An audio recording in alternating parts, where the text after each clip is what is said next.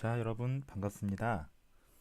저는 호남대학교 언어치료학과의 변혜원 교수입니다. 자, 삼킴장애 세미나 드디어 2주차가 되었습니다. 자, 저희가 지난주에는 삼킴장애에 대한 중요성에 대해서 여러 가지 뉴스 기사라든지요, 논점들에 대해서 살펴보셨는데요.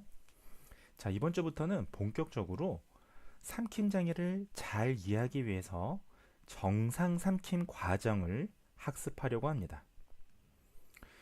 특히 정상 삼킴 과정을 학습하기 위해서 가장 중요한 것은 해부 생리학적인 구조를 이해하는 것입니다. 따라서 이번 주와 다음 주 2주에 걸쳐서 여러분들은 저와 함께 정상 삼킴을 위한 해부 생리학적인 구조에 대해서 학습하시도록 하겠습니다. 자, 그 전에 여러분들 삼킴이라고 하는 건 단일 과정일까요? 아니면 여러 가지 근육들의 복합적인 움직임, 협응 과정일까요? 대다수의 사람들은 아마 이런 질문들을 드리면 삼킴이 단일 과정이 아닌 복합적인 협응 과정이라고 생각하실 겁니다. 여러분들의 생각이 옳습니다. 동의합니다. 삼킴은 하나의 단일 과정이 아니라 여러 가지 과정들이 복합적으로 동시다발적으로 일어나는 그러한 아주 복잡한 과정입니다. 자, 그럼에도 불구하고 우리가 삼킴을 잘 이해하기 위해서는요, 삼킴에 있어서 필수적인 네 가지의 단계가 있고요. 그 단계별로 아주 핵심적인 해부학적인 부위들을 알아야 됩니다. 즉, 단계별 핵심적인 부위가 고장이 난다면 우리가 그 단계의 문제를 해결해 주면 되는 것이죠. 제가 자동차를 예로 들면요, 자동차 바퀴가 고장나면 바퀴를 갈아주면 되고요. 자동차 엔진이 고장나면 엔진을 갈아주면 되고, 자동차의 와이퍼가 고장나면 와이퍼를 갈아주면 됩니다. 여러분들 자동차 와이퍼가 고장나는데 자동차를 전체를 다 수리할 이유는 없지 않습니까? 자, 해부는 지금부터 그런 개념으로 보시면 되겠습니다. 자, 그러면 본격적으로 이번 시간에 배울 내용들에 대해서 좀 설명을 드리겠습니다. 자, 이번 시간에는 해부학적인 구조에 대해서 삼킴의 여러 가지 구조들을 좀 학습하시도록 하겠습니다. 자, 또한 삼킴의 생리학적인 이해를 또 학습하실 텐데요. 자, 여러분들 해부하고 생리하고 뭐가 다른가요? 자, 이거는 제가 좀 팁으로 알려드리는 건데, 해부라고 하면 보통 자, 고정된 구조를 얘기합니다. 자, 그리고 생리라고 하면 어떤 움직임에 조금 더 관점을 두고 있다라고 이해하시면 되겠습니다. 즉, 여러분들은 이 시간에 고정된 구조, 예를 들면 뭐 연골이라든지요, 뭐 뼈라든지 이런 것들도 배우시게 되고요. 어떤 생리적인 움직임, 그런 것들에 대해서도 학습을 하시도록 하겠습니다. 자, 그럼 본격적으로 수업을 진행하도록 하겠습니다. 자, 여러분들, 우리가 삼킴 장애를 잘 이해하기 위해서는 정상 삼킴 과정을 정확하게 잘 이해하는 것이 가장 중요합니다. 즉, 삼킴의 문제는 정상 삼킴 과정에서 무언가 잘못된 그러한 것들이라고 볼 수가 있거든요.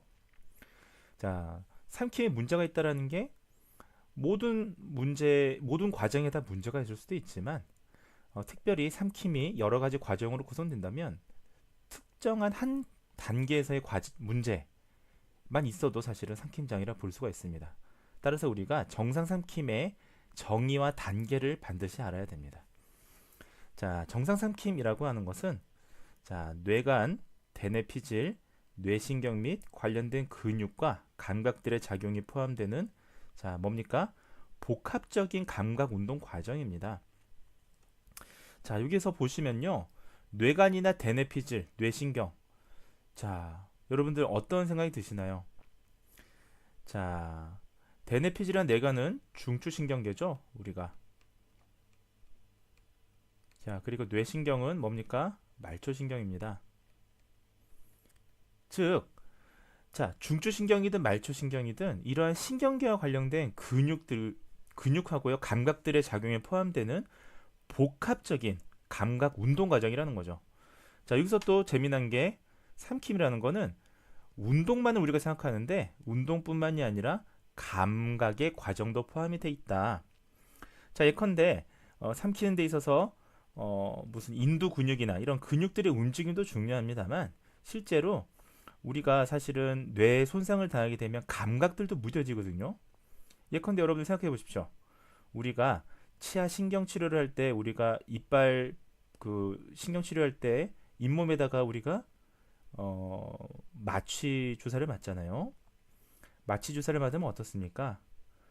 예, 운동도 잘 안 되지만 네, 입술이 감각이 무뎌지죠. 자, 감각이 무뎌지게 되면 음식물을 인지하는 그런 부분도 무뎌지게 되고 자, 이런 것들 다 삼킴에 포함이 되는 겁니다. 그래서 복합적인 감각 운동 과정이다. 자, 그렇기 때문에 복합적이기 때문에 각 단계를 우리가 알아야 되는 거예요. 자, 그럼 삼킴에 어떤 단계가 있느냐? 자, 삼킴에 관련이 있는 해부학적인 구조에 대해서 제가 좀 도식화를 해왔습니다.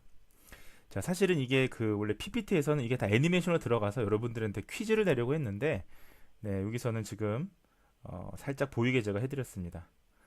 자, 삼킴하고 관련 있는 해부학적 구조. 여러분들, 삼킴하고 관련 있는 구강 구조는 뭐가 있을까요? 네, 네. 첫 번째 구강이 있겠죠. 자, 구강이라 하면, 자, 오럴 캐비티. 자, 입에 있는 공간이죠. 음식물이 어디로 들어갑니까? 뭐 코로 들어가는 사람도 물론 있을 수도 있겠습니다만 대부분 입으로 들어가잖아요. 네, 입에 있는 혀나 턱 이런 것들을 전부 다 구강 구조라고 볼 수가 있는 것입니다. 자, 고정되어 있는 구조죠. 그 다음에 삼킴과 관련 있는 또 다른 해부학적 구조는 뭐가 있습니까? 맞습니다. 인두가 있습니다.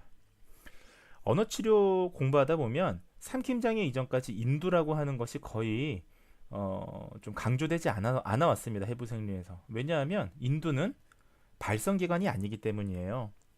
특히 우리나라 말에서는 인두는 발성기관이 아닙니다. 자, 인두가 어디입니까?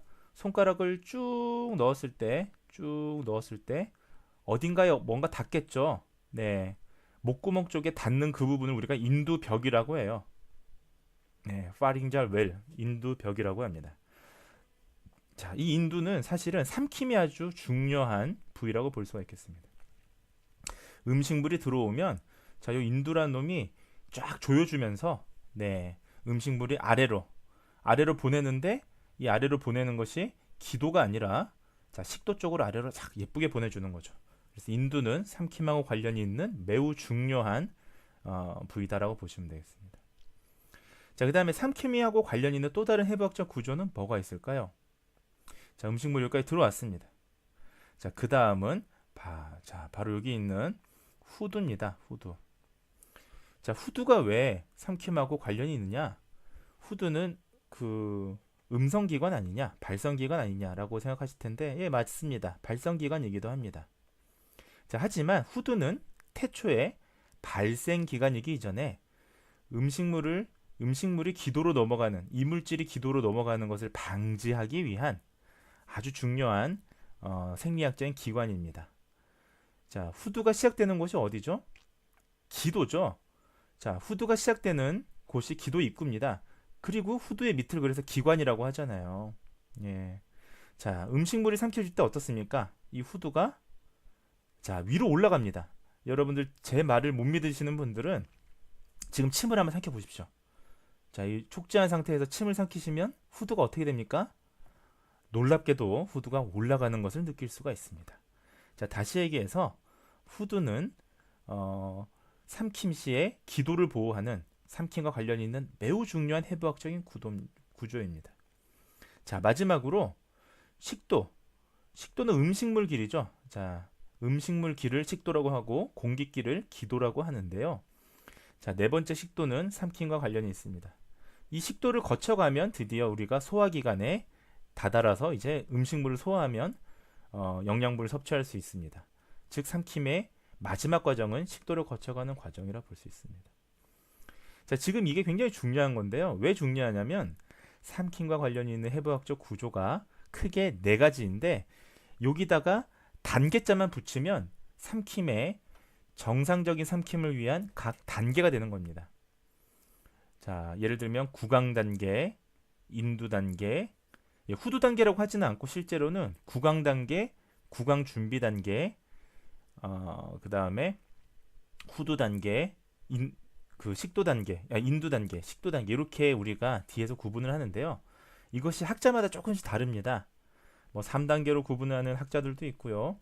4단계로 구분하는 학자들도 있는데 이 삼킴의 대가인 그 닥터 라자만이라는 사람은 이것을 이제 4단계로 구분을 하기 시작했고요. 오래전에 정립을 했고 지금은 작업 치료나 언어 치료나 대부분의 재활과학 책에서는 4단계로 구분하는 것이 최근의 정설입니다. 그래서 종합하면 삼킴하고 관련이 있는 해부학적 구조는 구강, 인두, 후두, 식도가 되겠습니다. 자, 우리가 반드시 우리가 알고 넘어가셔야 될 부분이라고 생각이 듭니다. 자, 다음 페이지로 넘어가면요. 자, 그러면 지금부터는 자, 깜짝 퀴즈입니다.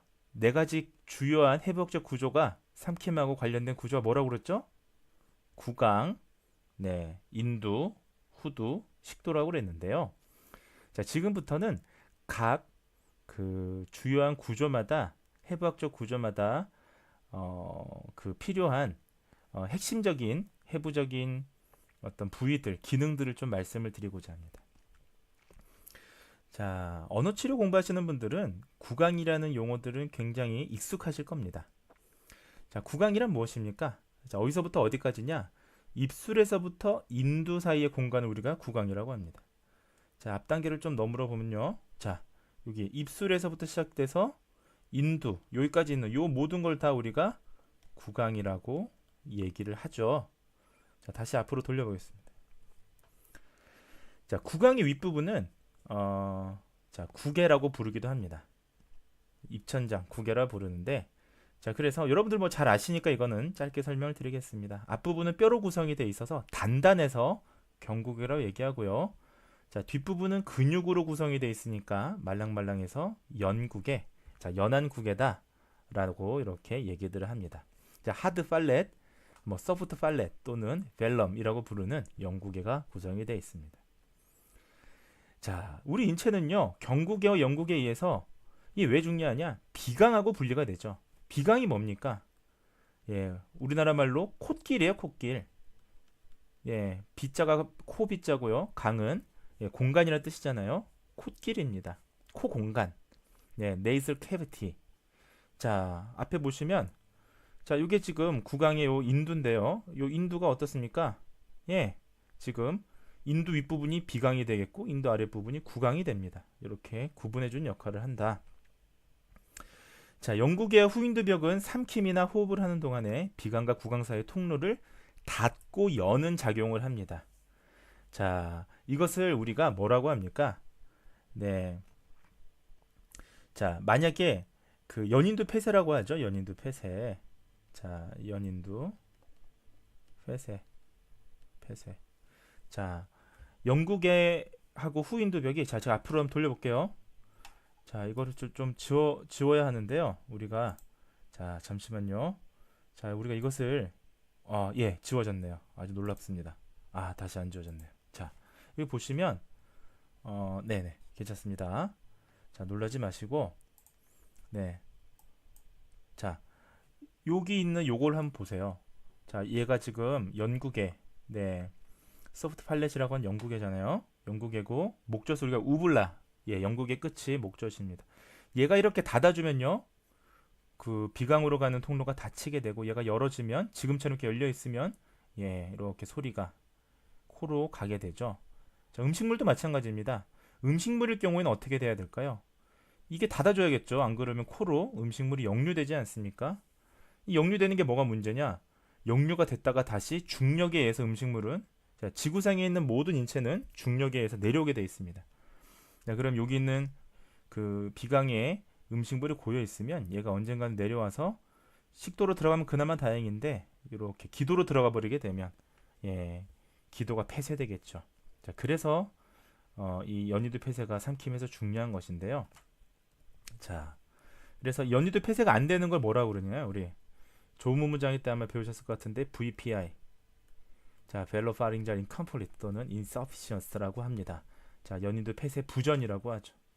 자, 자, 이거는 VPI는 연인두 폐쇄 부전이라고 합니다. 자, 이게 잘 안 되면 조음에서는 과비음이 나올 수 있지만요. 자, 과대비성이 나올 수 있지만 과대비성은 뭐 생명엔 큰 지장은 없는데 삼킴에서는요. 이게 되면 흡입이나 침습의 위험이 있다라는 말씀을 드렸습니다. 자, 여러분들 구강의 구조하면 딱 하나, 제가 정말 이걸 많이 강조하는데요. 딱 하나만 이해하시면 됩니다. 자, 여러분들 이 슬라이드에서 지금 두 개가 구조가 나와 있어요. 전국의 활이라는 게 있고 후국의 활이라는 게 있는데, 자, 여러분들 찍어 보십시오. 둘 중에 뭐가 중요할까요? 네, 맞습니다. 여러분들 눈치가 빠르시네요. 전국의 활이 중요합니다. 왜냐? 내용이 길잖아요. 전국의 활이. 그만큼 중요하다는 거겠죠. 여러분들 구강의 구조에 다른 건 다 모르셔도 됩니다. 어차피 한 번쯤 들어보셨던 것들이에요. 다른 거는. 자, 근데 구강의 구조 중에서 삼킴에 있어서 가장 중요한 게 뭐냐? 전국의 활이다. 자, 전국의 활이 왜 중요하냐면 결론부터 얘기하면요. 음식이든 액체든 음식 덩이가 전국의 활이라는 놈에게 딱 닿게 되면요. 자, 그때부터 그 전까지는 여러분들 음식물은 수의적인 거예요. 무슨 말이냐면 제가 음식물을 10번 씹던 뭐 100번 씹던 천천히 삼키던 그 음식물을 혀에서 그 전국의 활까지 옮기는 거는 그냥 제 마음대로 할 수 있습니다. 1분 동안 넘길 수도 있는 거예요. 근데 전국의 활이라는 놈에 딱 닿게 되는 순간 얘가 반사적으로 인두삼킴이라는 걸 넘어가게 됩니다. 그러니까 전국의 활이 음식물이 딱 닿으면 인두로 음식물이 스르륵 넘어가게 되는 거예요. 자, 이것을 우리가 인두삼킴이라고 하는데, 자, 결국 삼킴이라는 건 수의적인 단계와 불수의적인 단계가 제 의지적으로 할 수 없는 단계가 함께 있는 것인데 그 경계선에 있는 게 바로 전국의 활입니다. 스위치 같은 거예요. 자, 이 전국의 활의 음식물이 닿으면 자기도 모르게 꼴깍 음식물이 넘어간다. 그래서 구강에서 가장 중요한 것이고 이 전국의 활을 기점으로 우리가 구강 단계와 인두 단계를 구분합니다. 자, 이 뒤에서 설명을 드릴 텐데 전국의 활 반드시 중요한 거니까 우리가 반드시 알아두시기 바랍니다. 자, 점막주름이고요. 자, 이게 점막주름이라는 게 멤브레인, 점막으로 촉촉한 우리 입 안에 있는 그런 것이고요. 자, 주름으로 되어 있습니다. 자, 입을 벌리면 전국의 활이 이 녀석이에요. 네, 보이는 이 녀석. 전국의 활. 네.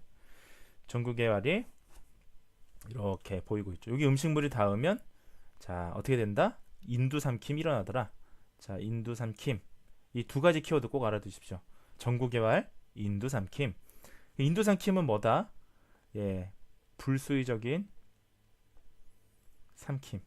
제 의지대로 할 수 없다.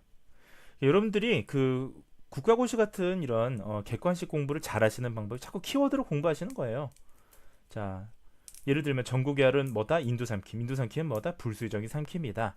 그러면 반대로 인두삼킴을 하는 이 전국의 활이 손상당하면 불수의적인 삼킴이 어려울 수 있겠죠. 자, 이러한 것들을 잘 알아채기 바랍니다. 후국의 활은 뭐냐? 그냥 후국의 활은 후국의 활 뒤에 저기 뭐 편도나 이런 게 위치되어 있더라 정도 아시면 되겠습니다. 자, 그래서 중요한 건 전국의 활이다. 반드시 우리가 암기하시기 바랍니다. 자, 그 다음에 구강엔 또 뭐가 있습니까? 연구개가 있고 뭐 구강 바닥이 있죠. 자, 연구개는요, 요러한 근육들의 협동작용에 의해서 연인두가 폐쇄되죠. 자, 그래서 연인두 폐쇄와 관련된 근육들인데, 참고 삼아 제가 이 시간에 해부학 시간은 아니니까요. 제가 간단하게 말씀을 드릴 테니까, 우리가 함께 알아두시기 바랍니다. 자, 구강 바닥에는 이러한 근육들이 있죠. 자, 뭐 두심살근 뭐 이런 것들이 있고요. 또 설골에 붙어 있습니다. 자, 설골은 뭐가 중요하냐?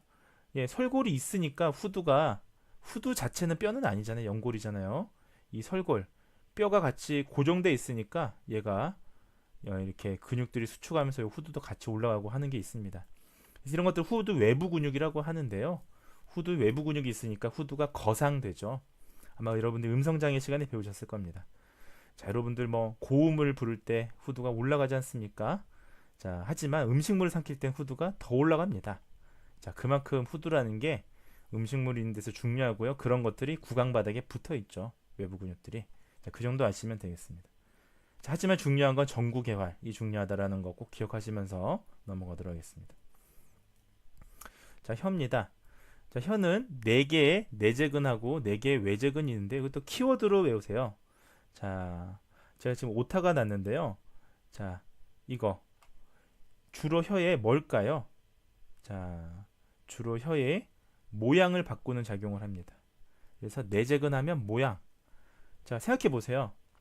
자, 혀의 안쪽에 있는 근육들은 혀를 말거나 하는 아주 기본적인 모양을 담당을 하겠죠.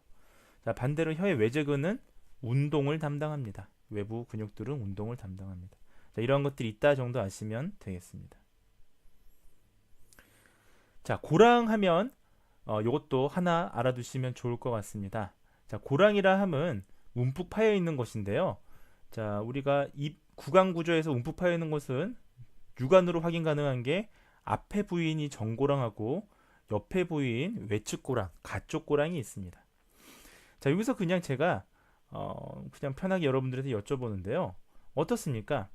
음식물이 낀다면 전고랑에 낄까요? 외측고랑에 많이 낄까요? 그렇죠. 당연히 외측고랑에 많이 끼겠죠. 예, 음식물이 끼면 요런 데 많이 끼잖아요. 자, 그래서 음식물은 외측고랑이 많이 낀다라고 우리가 기본적으로 알아두시면 좋을 것 같습니다. 자, 그 다음에요. 자, 인두 구조입니다. 자, 인두는 이제부터 좀 중요합니다. 자, 인두 단계. 자, 우리가 결국은 자, 요 그림이 굉장히 중요한 그림이에요. 지금 보시면 우리가 크게 이제 3단계로 나누시는 분들은 학자마다 좀 다른데요. 삼킴의 과정을 3단계로 나누시는 분들은 구강 단계, 인두 단계, 식도 단계 3단계로 나누시는 분들이 있고요. 또 언어치료에선 4단계로 나눕니다. 구강 준비 단계, 구강 단계, 예, 구강 준비 단계, 구강 단계, 인두 단계, 식도 단계 이렇게 4단계로 나누기도 합니다. 자, 3단계로 나누던 4단계로 나누던 인두 단계가 가장 핵심입니다. 자, 왜? 구강 준비 단계나 구강 단계는 수의적인 단계예요. 우리가 음식물을 잘 씹거나 잘 씹기 위해서 입술을 잘 다물어주는 구강 압력을 형성해주는 그런 단계인데요. 이러한 단계들은 뭐 충분히 구강 운동을 통해서 또 강화시켜 주기도 합니다.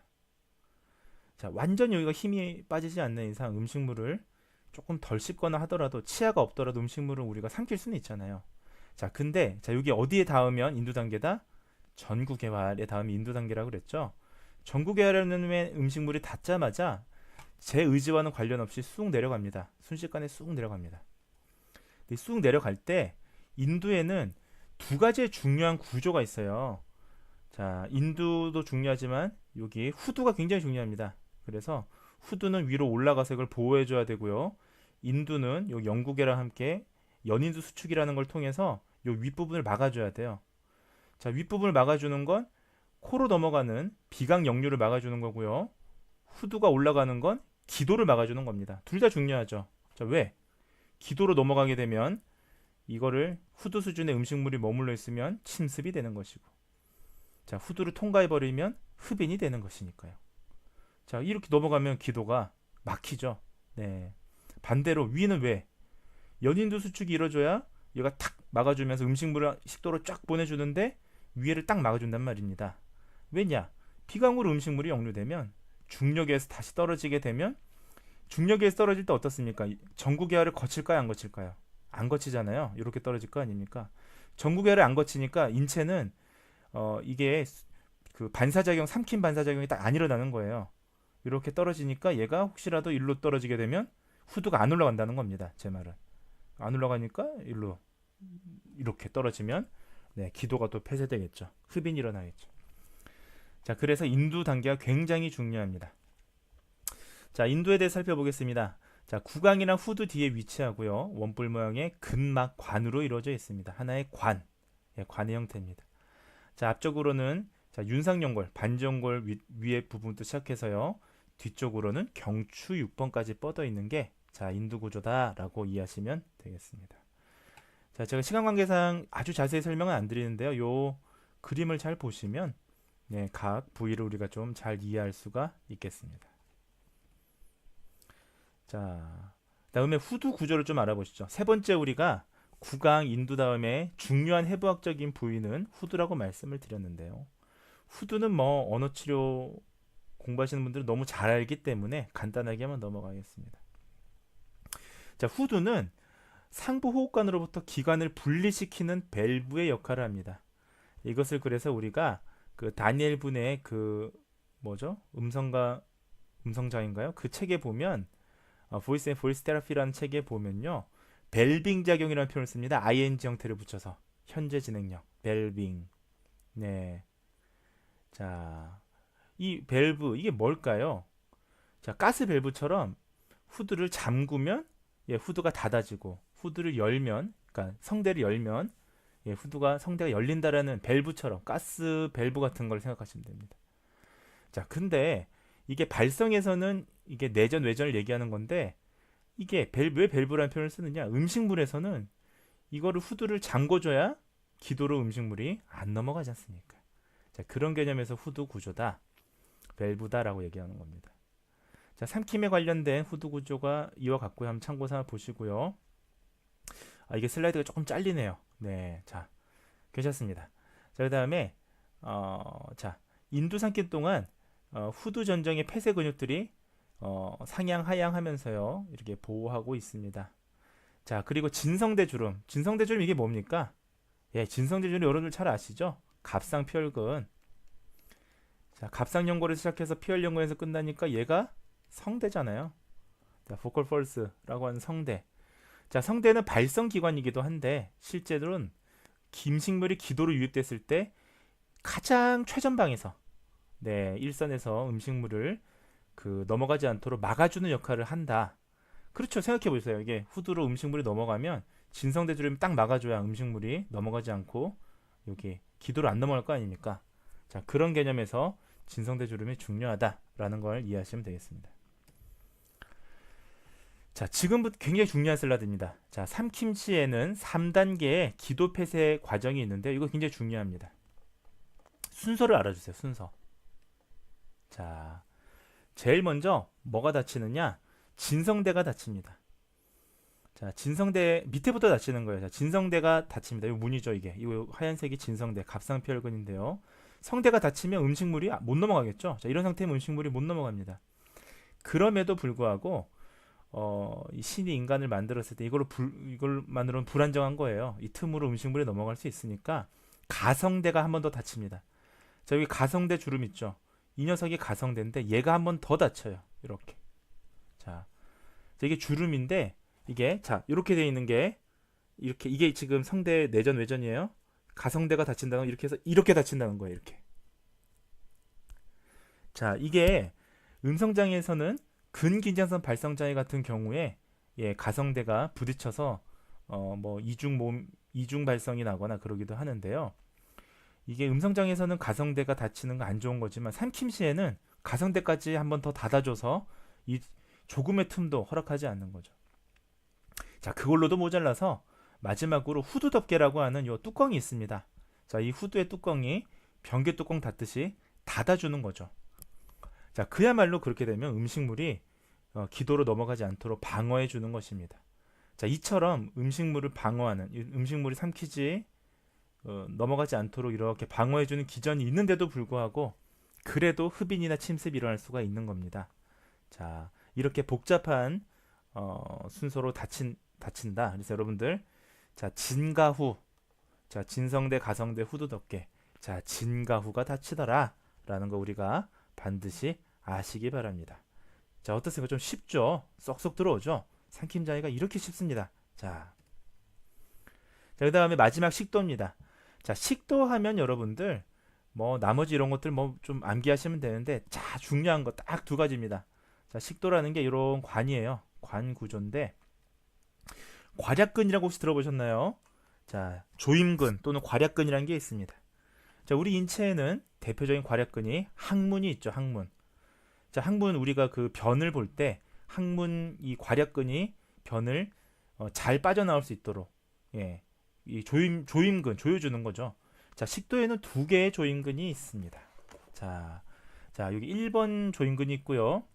자, 여기 2번 조인근이 있는데, 자, 1번 조인근을 자, 상부 식도 조인근, 네, UES라고 부릅니다. 자, 그러면 밑에 2번 조인근은 네, 하부 식도 조인근이 되겠네요.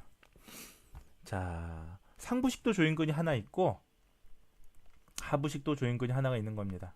자, 말 그대로 외국 사람들은 단순합니다. 위에 있어서 상부 식도 조인근이고 아래에 있어서 하부 식도 조인근이에요.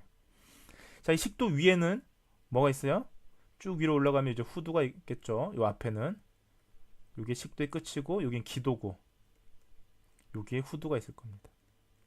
위로 올라가면 인두가 되겠죠. 자, 이렇게 지금 구성이 되어 있는 거예요. 자, 그럼 제가 상식선상에서 한번 물어볼게요. 여러분들. 자, 음식물이 식도에서 중요한 부분이 있다면 1번이 중요합니까? 2번이 중요합니까? 네. 꼭 이렇게 여쭤보면 2번이 중요하다는 분들 간혹 계시는데 네, 그런 분들 잘 못 찍는 분들입니다. 1번이 중요하죠. 왜 1번이 중요할까요? 자, 우리가 삼킴 과정에서는 모든 것이 다 간단해요. 흡인 침습하고 관련이 있습니다. 즉 삼킴의 모든 문제들의 최악의 가정은 흡인이나 침습, 즉 기도로 들어간다는 거예요. 근데 1번 상부식도 조인근 같은 경우에는 자, 얘가 못 조여주면 어떻게 됩니까? 음식물이 역류가 되죠. 음식물이 역류가 돼서 네, 어떻습니까? 우리가 위식도 역류 장애 GRD, 그 다음에 후인두 역류 LPR, 예, 후인두 역류 이게 하다가 이게 인두 쪽으로 이렇게 역류된단 말입니다. 음식물이 역류되면 어떻겠습니까? 네, 후두가 못 닫아줘요. 아까 후두의 3단계 폐쇄 과정. 왜? 후두의 3단계 폐쇄 과정이 있으려면 어딜 닿아야 된다? 전구개활에 닿아야 우리 인체는 음식물이 인두 단계로 넘어가는구나 해서 후두가 같이 올라가는데 그런 게 아닌 역류는 그 전구개활에 안 닿기 때문에 네, 이게 자기도 모르게 그 안 다치는 겁니다. 그러면 그 기도 쪽으로 흡인될 가능성이 높죠. 그래서 상부식도 조인근이 중요하다라는 겁니다. 자, 이거 아시면 되는 거예요.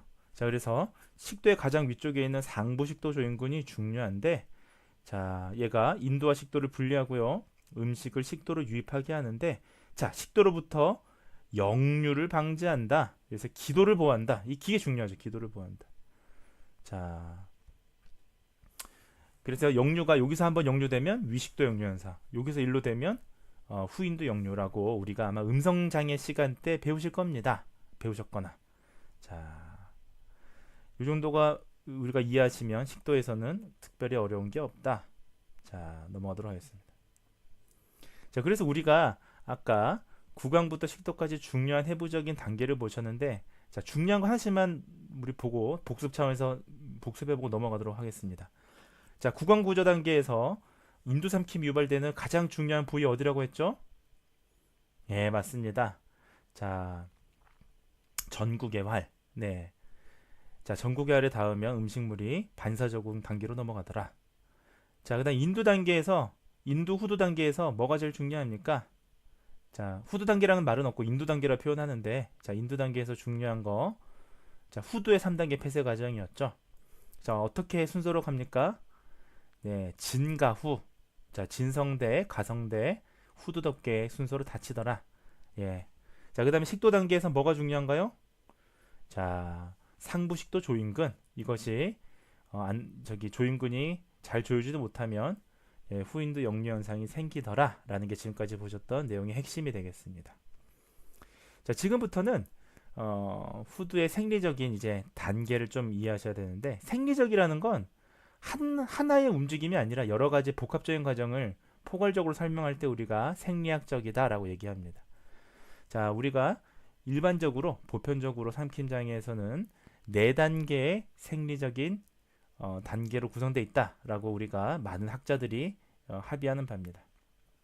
4단계는 아까도 말씀드렸는데요. 구강 준비 단계가 있고요. 구강 단계, 식도 단계, 마지막으로 인두 단계, 그리고 마지막으로 식도 단계가 있다. 자, 아까 이 그림은 제가 아까 설명을 따로 드렸지 않습니까? 네, 그래서 자, 음식물이 들어오면 자, 한번 설명 드릴게요. 음식물이 이렇게 들어왔습니다. 음식물이 들어오면 자, 여기 꽉꽉꽉 씹겠죠? 이 씹는 단계를 우리가 구강 준비 단계라고 합니다. 자, 열심히 씹어서 자, 음식 덩이를 형성합니다. 이렇게 생긴 음식 덩어리. 여러분들이 뭐 쿠키를 먹던 과자를 먹던 뭐 고기를 먹던 결국 이런 덩어리를 형성하잖아요. 얘가 볼루스라고 하는 식괴, 음식 덩어리라고 해요. 자, 얘가 어디까지? 요 혀가 이렇게 올라가면 트리퍼 포지션이라고 해서 뒤에 설명할 텐데 혀가 이렇게 올라가면 중력에 의해서 혀가 이렇게 각도가 생겨서 이게 떨어지겠죠. 점점 뒤로 가겠죠. 음식물이 뒤로 점점점 가다가 이게 구강 준비 단계예요. 자, 그다음 뒤로 가는 단계를 구강 단계라고 합니다. 가다가 어디에 탁 닿습니다. 어디에 닿을까요? 네, 여러분들 뭐 이제는 잘 아시네요. 전국의 활. 전국의 활에 이게 닿아버리면 자, 어떻습니까? 반사적으로 꼴깍 넘어갑니다. 꼴깍 넘어간 요 단계가 인두 단계예요. 넘어가면서 내려오면서 자, 이 단계에 뭐가 있어야 된다? 자, 여기 2번 영구계가 위로 연인들을 폐쇄해 주면서 비강을 보호하고 자, 두 번째는 후두가 상승하면서 예, 기도를 보호하죠. 자, 그러면서 기도의 3단계 저 폐쇄 과정이 뭡니까? 자, 진과 후. 네. 진성대, 가성대, 후두덮개 순서로 폐쇄가 되더라. 이 뭐 중요한 건 제가 다 말씀드린 겁니다, 사실은. 자, 인두 단계 그렇게 되면 그 다음에 식도 단계로 쭉 넘어가게 되고요. 뭐 식도 단계는 상부 식도 조인근 정도가 중요하겠죠. 자, 식도 단계 넘어가면 이제 소화 기관으로 가는 거예요. 삼킴이 근데 이렇게 복잡합니다. 이렇게 복잡한 단계고, 자, 이 삼킴 단계 핵심이 인두 단계다. 네, 가장 복잡한 단계이면서 가장 생명과 직결되는 단계이기 때문이에요. 자, 그래서 인두 단계를 어떻게 인두 단계 환자들이 굉장히 많고요. 인두 단계의 손상을 어떻게 잘 재활시키느냐가 바로 삼킴재활의 핵심이다 라고 우리가 보시면 되겠습니다. 자, 먼저 구강 단계와 구강 준비 단계 그리고 인두 단계, 식도 단계는 각각의 수의적인 단계와 불수의적인 단계로 각각 구분이 되어 있습니다. 자, 여러분 수의적이라는 거는 의도적으로 조절이 가능하다라고 생각하시면 되고요. 우리가 involuntary, 불수의적이라는 거는 반사적인 삼킴을 얘기를 하는 거예요. 자, 그래서 우리가 삼킴이라는 게 의도적으로 우리가 조절할 수 있는 단계가 있고요. 조절이 불가능한 단계가 있습니다. 자, 완전히 조절 불가능한 단계는 식도 단계예요. 그러니까 그래서 식도 단계는 뭐 치료라는 게 좀 큰 의미가 없습니다. 사실 재활에서는 내 맘대로 못하는 단계니까요. 네. 근데 그다음에 완전하게 수의적인 단계가 있습니다. 구강 준비 단계. 자, 이런 것들은 감각이나 운동을 강화시키면 되겠죠. 예를 들면 턱이나 혀나 이런 근력을 강화시키면 됩니다. 근데 인두 단계라는 건 약간의 의식적인 움직임도 있습니다만 사실은 반사적인 삼킴 단계에 더 가깝습니다. 어디에 닿으면 인두 단계라고요? 네, 이제는 뭐 지겹죠. 전국의 할이죠. 네, 닿으면 싹 이제 반사적인 단계가 생기는 겁니다. 자, 이제 뭐 중요한 건 여러분들이 다 아셨으니 사실은 뒷부분에서는 각 단계에 소요되는 시간이라든지요. 그 다음에 관련되는 신경계를 좀 이해하시면 뭐 해부 생리학적인 부분들은 정상 삼킴에 있어서는 여러분들이 잘 아시게 되는 겁니다. 자, 소요되는 시간이나 양상은요. 음식의 종류나 크기에 따라서도 다르고요. 이게 액체냐, 고체냐에 따라서도 다르고 심지어 나이에 따라서도 달라집니다. 네, 노인분들은 삼킴의 속도가 더 느리죠. 유의미하게 느리다라는 연구들이 실제로 많이 있습니다. 자, 이런 것들을 좀 보시면 되겠습니다. 자, 지금부터는 하나씩 좀 자세하게 말씀을 드리도록 하겠습니다. 자, 근데 사실 우리가 앞서서 여러 차례 복습했던 내용이라 이 부분은 표는 좀 간단하게만 좀 말씀을 드리고자 합니다. 자, 먼저 구강 준비 단계 말씀을 좀 드리겠습니다. 자, 음식이나 액체가 혀 앞에 놓이는 것을 포함해서 침과 음식이 섞여서 음식 덩이를 형성하는 단계다. 자, 구강 준비 단계 하면 여러분들은 음식 덩이, 이른바 식괴를 형성하는 단계다라는 게 가장 핵심이니까요. 우리가 그것을 좀 주의 깊게 보셔야 됩니다. 자, 구강 준비 단계는 다음과 같습니다. 간단히 설명만 드릴게요. 자, 입술을 다물면 음식이 나온 게 당연히 방지되겠죠. 자, 그 다음에 혀와 경구개 앞에서 액체 음식덩이는 컵 모양으로 있거나 이렇게 혀가 그 액체를 이렇게 그 보관하게 되겠죠. 컵 모양을 하게 되면 응침력이 있는 액체 음식덩이를 유지합니다. 고인다라는 거죠. 쉽게 얘기하면. 자, 음식덩이가 준비되어서 삼켜지기 직전에 혀의 앞쪽이 유지가 되면서 자, 컵 모양으로 유지가 됩니다. 그래서 음식덩이가 결합돼서 삼켜질 준비가 되겠죠. 고이게 되겠죠. 자, 고용 음식 같은 경우는 우리가 혀와 턱을 옆으로 움직이고 회전시키는 것이 요구되는데 이거는 제가 나중에 소화의 삼킴 장애 때 말씀을 드릴게요. 먼칭 패턴 이런 게 있습니다. 음식물을 어떻게 잘 씻느냐의 방법인데요. 저희가 나중에 다른 챕터에 설명을 드릴게요. 자, 열심히 씹다 보면 고체 음식은 침이 섞이면서 음식이 하나의 덩어리 형성하죠. 이 덩어리를 식괴라고 하죠. 볼루스라고 합니다. 이게 음식 덩어리죠. 자, 영국의 기저부와 혀의 뒤쪽이 만나면서 이제 식괴가 이동하게 되는 거예요. 그래서 구강 준비 단계 한 단계로 줄이면 제일 중요한 게 음식덩이 식괴를 형성하는 단계다. 자, 식괴 음식덩이를 형성하는 게 제일 중요한 겁니다. 이거 만들어주는 게 구강 준비 단계의 핵심이다. 자, 액체 같은 경우에 입안에 들어오면요. 응진력 있는 액체 음식덩이를 유지하기 위해서 아까 컵 모양을 만든다고 그랬죠. 이 컵 모양을 다른 말로 Table position, 혀끈 물기 자세라고 합니다. 자, 이거 이해 못하시는 분들 간단합니다. 지금 혀를 한번 물어보세요. 이렇게 혀끝을. 자, 혀끝을 물면 자, 어때요? 혀끝을 무니까 당연히 앞쪽은 올라가고 뒤쪽은 내려가죠. 자, 여기 이빨이 있으면요. 혀끝을 이렇게 물게 되면 이게 이빨이고 이게 혀입니다. 믿기 어렵겠지만 이게 혀입니다. 자, 그러면 입술이고요. 그럼 이게 물게 되면 혀가 아래로 내려가니까 자, 이게 고이죠. 이렇게 음식덩이나 액체나 자, 고이는 이런 자세를 혀끝 물기 자세라고 합니다. 고이니까 얘가 가만히 시간이 지나면 어떻게 되겠습니까? 지구상의 모든 물체는 중력에 의해서 이게 내려가겠죠. 자, 내려가다 보면 어디 닿아요? 전구개활에 닿겠죠. 그러면 삼킴 반사가 일어나지요. 자, 이처럼 단순하면서 복잡합니다. 여러분들이 사실은 다 아시는 거예요. 제가 앞에서 잘 설명을 드려서. 자, 구강 준비 단계에서의 주요 부위의 기능만 간단히 말씀을 드리겠습니다. 자, 우리가 볼하고 입술하고 연구개가 각각 구강 준비 단계에 관여를 하는데 자, 볼 근육은 자, 무슨 역할을 하느냐? 볼 근육이 긴장되면 외측고랑을 봉해서 음식이 떨어지는 걸 방지합니다. 자, 외측고랑 아까 익숙하시죠? 자, 이 입술 앞에 앞고랑이랑 전고랑이랑 외측고랑이 있는데 음식물 어디에 끼더라? 외측고랑에 잘 끼죠. 자, 볼 근육이 잘 긴장되면 외측고랑에 음식물이 잘 안 끼입니다. 자, 그 다음에 입술근입니다. 자, 입술근이 긴장되면 앞쪽 고랑에 음식이 떨어지는 게 방지되죠. 자, 입술이 튼튼하면 구강 압력을 잘 형성해서 음식물을 잘 우리가 덩이도 형성하고요. 잘 삼킬 수 있는 압력도 형성할 수가 있겠죠. 자, 그 다음 영구개. 자, 어떻습니까? 후드로 흘러가는 미성수 유출을 방지하죠. 자, 이런 구강 준비 단계에서 이런 주요 부위들이 기능을 하는 겁니다. 자, 종합하면 뭡니까? 구강 준비 단계는 딱 하나의 키워드로 줄이면 음식덩이 형성, 볼루스 형성, 식괴 형성이 되겠고요. 자, 그때 액체 같은 경우에 액체의 덩이를 유지하기 위한 자세가 있더라. 그것이 바로 Table position, 혀끝 물기 자세 있더라. 자, 그것만 이해하시면 이 슬라이드 잘 이해하시는 겁니다. 자, 두 번째 구강 단계입니다. 자, 구강 단계는 학자에 따라서는 구강 인두 단계라고 부르는 사람들도 있습니다. 자, 구강 단계라는 거는 구강 준비 단계에서 형성된 음식 덩이. 자, 이때 구강 준비 단계에서 제일 중요한 게 음식 덩이를 형성하는 것인데, 자, 이 음식 덩이를 자, 어디 앞쪽에서 뒤쪽으로 밀어넘기기. 자, 구강 준비 단계는 이동하는 게 제일 중요해요. 자, 이동.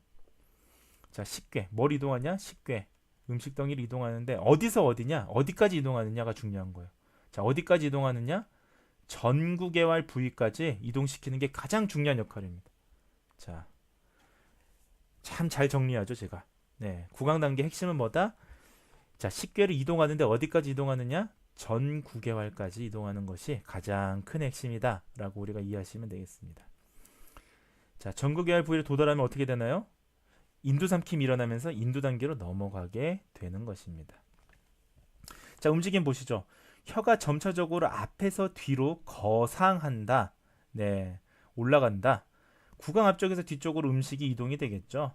자, 점점점 D가 올라가면서 음식물이 이렇게 점점 올라가면서 음식물은 밑으로 떨어지게 될 겁니다. 이렇게. 이 히읗자 아닙니다. 이 화살표입니다. 자, 음식물이 떨어지게 됩니다. 자, 혀의 중앙에 고랑이 만들어지면서 이렇게 움직이면서 나중에 어디다? 전구개활에 도달하는 순간 인두삼킴이 시작된다.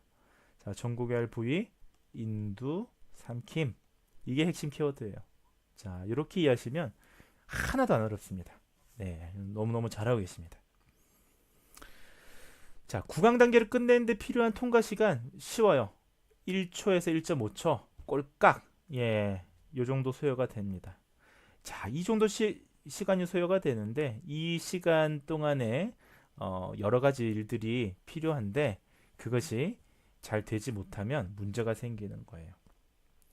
자, 음식덩이의 농도가 증가할수록 통과 시간이 증가됩니다. 그럼 당연하겠죠? 자, 끈적끈적한 게 물보다는 더 통과 시간이 오래 걸리겠죠. 자, 구강 준비 단계와 구강 단계는 수의적인 조절에 이루어진다라는 말씀 아까 드렸는데요. 자, 수의적이라는 게 뭐죠? 제가 의도적으로 조절이 가능하다.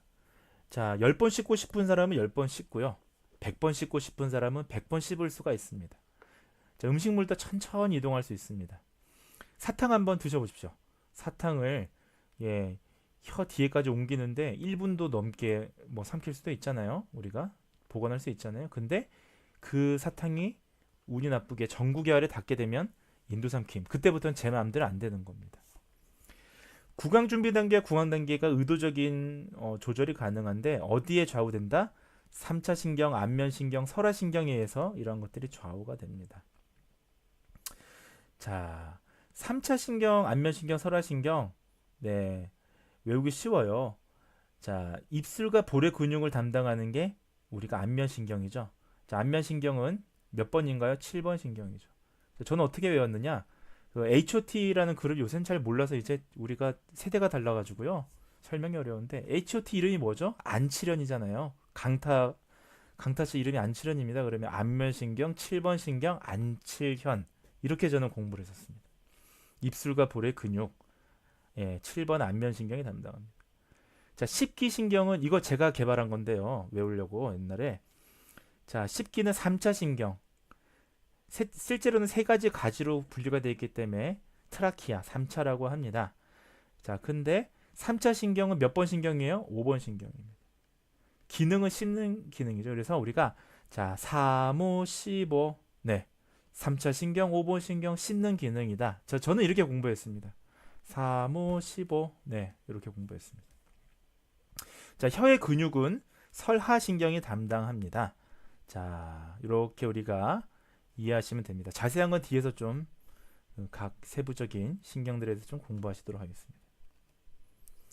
자, 다음에 인두 단계입니다. 자, 인두 삼킴은 삼킴 반사의 유발과 함께 시작됩니다. 자, 인두 삼킴의 시작은 어디다? 삼킴 반사의 유발이다. 자, 삼킴 반사가 유발되려면 어디 닿아야 됩니까? 전구개활에 닿아야겠죠. 자, 우리가 구강 준비 단계에서 볼루스가 식궤가 형성된 식궤가 점점 이동하면서 전구개활이라는 부위에 탁 닿게 됩니다. 그러면 자, 삼킴 반사가 유발되는 거죠. 자, 움직임 한번 보시겠습니다. 영국의 인두 근육이 상승해서 인두벽에 접근하게 되면 자, 인두 단계 굉장히 복잡한 단계예요. 첫 번째는 제일 먼저 비강울 용량을 방지해야 됩니다. 자, 영국의 연인두 근육이 상승하는 거예요. 자, 이것을 다른 말로 연인두 폐쇄. 자, 비강을 방지하죠. 자, 그 다음에 혀의 기저부가 수축하고요. 자, 혀의 기저부가 수축하면 압력이 형성이 됩니다. 자, 그 다음에 설골 상승이 일어나야 돼요. 자, 설골이 상승되고 후두 덮개가 내려지고 후두의 3단계가 닫힘인 게 이게 후두에서 이루어지죠. 후두의 폐쇄. 후두의 폐쇄 왜 중요해요? 기도를 보호하는 거죠. 기도. 기도 보호. 결국 삼킴장이 딴 거 없습니다. 공기 통로를 보호하자. 네, 그게 핵심이에요. 자, 그래서 비강 역류도 결국은 이게 기도로 떨어지는 걸 방지하자는 거지 않습니까? 자, 그래서 결국은 복잡한 것 같아도 간단합니다. 비강 역류 방지해주고 기도 보호해주고, 자, 그러면서 네, 우리가 식도 안으로 안전하게 보호해주는 게 인두 단계의 핵심입니다. 자, 그래서 종합하면 뭐예요? 인두 단계는 두 가지 중요한 게 비강 역류 방지, 두 번째가 기도 보호. 이 두 가지 이루어져야 되고요. 비강 역류 방지를 위해서는 연인두 폐쇄, 기도 보호하기 위해서는 예, 후두의 3단계 폐쇄. 네, 어이구 이게 막 이 멋대로 움직이네요. 예, 이게 웬일입니까? 예, 이거 어떻게 해야 돼요? 네, 아, 네. 뭐 이럴 때는 절대 당황하지 마시라고요. 당하지 마시고 이것을 우리가 해결할 수 있는 방법이 있습니다. 예, 절대로 우리가 당황해서는 안 됩니다. 예, 네, 보십시오. 뭐 당황할 이유가 전혀 없습니다. 우리가 이 살면서 거의 대부분의 일들이 해결 가능한 일들이에요. 자, 자, 그래서 그 후두의 3단계 폐쇄 뭐뭐가 있었습니까? 네, 진가후 진성대가 닫히고 가성대가 닫히고 후두덮개가 덮이더라. 자, 이렇게 이루어지는 걸 핵심적으로 아시면 되겠습니다. 넘어가겠습니다. 자, 그 내용들을 제가 장황하게 이렇게 써놓은 거예요. 자, 자, 그래서 음식덩이가 인도의 상부로 들어가게 되면 제일 먼저 영구계가 상승합니다. 그래서 음식물 역류를 방지하고, 네, 자, 괜찮습니다. 자, 자, 비강을 폐쇄해서 음식물 역류를 방지하고, 자, 그 다음에 혀의 기저부가 인두벽을 수축하게 되면 압력을 형성하게 되고, 자, 음식덩이가 이동하면서 설골의 상승이 발생된다. 저 후두가 올라가는 그런 어떤 전초 증상이 이제 발생되는 거죠. 그 다음에 후두의 3단계 밸브 작용, 밸빙 작용이 생기면서 진가후 여기 나오네요. 진성대가 닫히고 가성대가 닫히고 후두덮개가 닫히면 자, 기도가 보호됩니다. 자, 그러면 음식이 안전하게 기도로 안 넘어가고 식도를 통과하게 된다. 라고 우리가 이해하시면 되겠습니다. 네. 자, 뭐 움직임 이렇게 나와 있고 한번 참고 삼아 보시고요. 자, 기도 폐쇄 순서 여기 나와 있습니다. 여러분들 참고 삼아 보시기 바랍니다. 자, 마지막으로 식도 단계입니다. 자, 여러분들 좀 길게 공부하시느라 참 노고가 많습니다만 거의 다 왔습니다, 이제. 자, 식도 단계는 사실은 삼킴의 가장 마지막 부분이라서요. 그리고 자, 수의적인 단계인가요? 불수의적인 단계인가요? 네, 불수의적인 단계라고 말씀을 드렸죠. 제 의지적으로 조절할 수 없는 단계이기 때문에 쉽습니다. 자, 상부식도 조인근이 중요하다고 그랬죠. 자, 그래서 상부식도 조인근이 열리면서 식도 단계가 시작되고요. 자, 그래서 여기 네, 음식물이 상부식도 안으로 통과하게 되고, 네, 이렇게 이완 수축의 형태를 통해서 하부로 이동하게 되고, 안전하게 이제 위장, 소화기관까지 통과하게 되면, 예, 삼킴은 마무리가 됩니다. 자, 정상 삼킴의 4단계 기억나시죠? 다시 보시면 구강 준비 단계, 자, 식괴를 형성하는 구강 준비 단계, 자, 음식물 덩어리, 식괴를 이동시키는 구강 단계, 그 다음에 이것이 전구계알에 닿아서 네, 불수의적인 단계로 삼킴 반사로 들어가는 예, 인두 단계, 마지막으로 소화기관까지 가는 식도 단계로 구성이 되어 있더라. 이렇게 이해하시면 되겠습니다. 자, 지금부터 간단합니다. 제가 다시 한번 복습 차원에서 그림하고 같이 보도록 하겠습니다. 자, 이게 이 까만색이 음식 덩어리인데요. 자, 정상 삼킴 단계 보시면 자, 액체 같은 경우는 혀끝 물개 자세, 네, 티플 포지션으로 인해서 이렇게 컵 모양으로 이렇게 음식물을 보관하게 되죠. 이 보관 안 하면 얘가 슉 내려가니까요. 이렇게 보관하게 됩니다. 그것이 점차적으로 뒤로 이제 넘어가면서 네, 자, 이렇게 넘어가다가 자, 자, 넘어가다가 자, 여기 전구계알 쪽에 딱 닿게 되면 음식물이 이제 나도 모르게 슉 넘어가죠. 자, 인두 삼킴 반사 일어나게 되고요. 자, 그러면서 인두삼킴이 일어날 때, 저기 연인두 폐쇄가 일어나면서 비강으로의 이 역류를 차단하고요. 그 다음에 후두가 올라가면서 기도 폐쇄가 이루어집니다. 자, 이 검은색을 우리가 따라가시면 돼요. 자, 이것이 우리가 그 삼킴을 위한 그런 과정이었습니다. 자, 여러분들 어떻습니까? 네, 이제 좀 커졌네요. 네, 네, 이 해상도가 또 커지니까 네, 좀 너무 놀랐을 것 같은데요. 네, 다시 줄이겠습니다. 여러분들의 안전을 위해서. 예, 다시 줄였습니다. 자, 어떻습니까, 여러분들? 좀 어려우신가요? 네, 사실 어렵지 않습니다. 우리가 자연스러운 하나의 해부 생리적인 부분들을 과정으로 이해하시면 삼킴이라는 게 복합적인 과정입니다만 그렇게 어렵지가 않습니다. 자, 그래서 여러분들 경청해 주셔서 감사하고요. 자, 다음 시간에는 이어서 이제 신경적인 부분까지도 좀 말씀을 드리도록 하겠습니다. 자, 여러분 경청해 주셔서 감사합니다.